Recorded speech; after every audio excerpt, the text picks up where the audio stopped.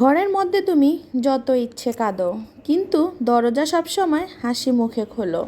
কারণ কেউ যদি দেখে তুমি ভেঙে পড়েছ, সে তোমাকে আরও বেশি ভেঙে দিয়ে যাবে। আসসালামু আলাইকুম, কেমন আছেন সবাই? আশা করি সবাই ভালো আছেন। আমি আয়েশা চলে আসলাম নতুন আরেকটি ব্লগ ভিডিও নিয়ে। আমার প্রতিদিনের রান্নাবান্না টুকটাক কাজ আপনাদের সাথে শেয়ার করি, আর এই নিয়েই হচ্ছে আমার ভিডিও। আমি আমার রান্নার ভিডিও আপনাদের সাথে শেয়ার করতে খুবই ভালোবাসি, তাই ছোটোখাটো ভিডিও আপনাদের সাথে শেয়ার করি। আমি ভিডিওর প্রথমে একটা কথা বলেছিলাম, ঘরের মধ্যে তুমি যত ইচ্ছে কাঁদো। কারণ আমাদের এই সমাজে কিছু কিছু মানুষ আছে, আপনার দুর্বলতাটাকে তারা আপনার অনেক বেশি আঘাত দেওয়ার মতো একটা অপশন খুঁজে নেবে। কিভাবে আপনাকে আঘাত দেওয়া যায়, কিভাবে আপনার সুন্দর সংসারটাকে নষ্ট করা যায়। কিছু কিছু মানুষ শুধু এই কাজ নিয়েই ঘুরে ফিরে। যখন আপনার হাজব্যান্ডের টাকা থাকবে না, কত মানুষ আসবে আপনাকে খোঁচা দিয়ে কথা বলার জন্য। আপনার কোনো দাম থাকবে না তাদের কাছে। কিন্তু আপনার হাজব্যান্ড যখন টাকা ইনকাম করবে, আপনার হাজব্যান্ডের কাছে যখন অনেক টাকা থাকবে, সবাই আপনাকে দাম দিবে। সবাই আপনার সাথে কথা বলতে 10 বার চিন্তা করবে যে আসলে আপনার সাথে কিভাবে কথা বলতে হবে।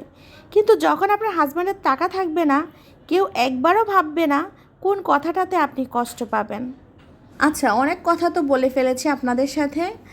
এখন হচ্ছে আমার রান্নার বিষয়ে কথা বলি। আমি এখানে শসা আলু দিয়ে রুই মাছ দিয়ে রান্না করব।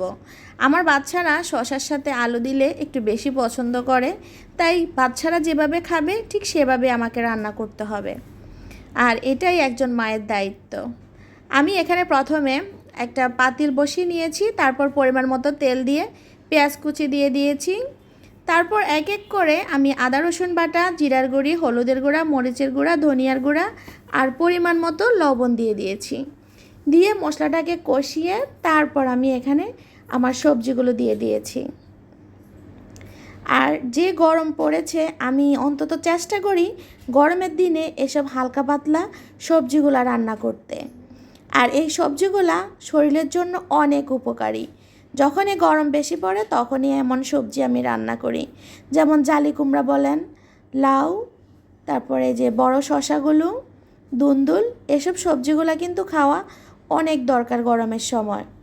আর সাথে তো পাতলা ডাল থাকেই। ও আরেকটা কথা, করলা ভাজি বা করলার তরকারিটা আপনি মাছ দিয়ে রান্না করলেও খুবই ভালো লাগে গরমের দিনে। আমি তরকারিতে পানি দিয়ে দিয়েছি, এখন আমি এক এক করে মাছগুলো দিয়ে দিব। আমি কিন্তু একটু ঝোল থাকা অবস্থায় মাছগুলো দিয়ে দেই, কারণ আমার কাছে মনে হয় মাছের মধ্যে তরকারির একটা ফ্লেভার যেন থাকে। মাছটা খাওয়ার সময় যেন মনে হয়, আচ্ছা আমি এটা কী সবজি দিয়ে রান্না করেছি। কেউ যেন খেয়ে বলতে পারে যে হ্যাঁ, এটা কী সবজি দিয়ে রান্না করা। তাই আমি সবসময় এভাবে রান্না করার চেষ্টা করি। আর আজকে আপনাদের ভাইয়া দুপুরে খেতে আসেনি, তাই ওর জন্য খাবার পাঠিয়ে দিব। তাই আমি বক্সে ভাত বেড়ে নিচ্ছি, তরকারিগুলো বেড়ে নিচ্ছি, ওকে দিয়ে দিব। আর আমার এই সবজি বাড়ার ক্যামেরাম্যান হচ্ছে আমার ছোট মেয়ে, তাই এত সুন্দর করে উনি ভিডিও করেছেন।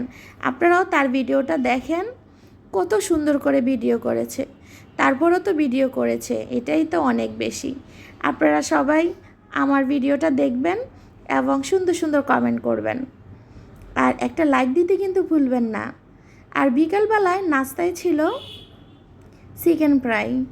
এই চিকেন ফ্রাইটা বাচ্চাদের অনেক পছন্দ, আমিও কিন্তু খেয়েছি, আমার কাছেও খুব ভালো লেগেছে।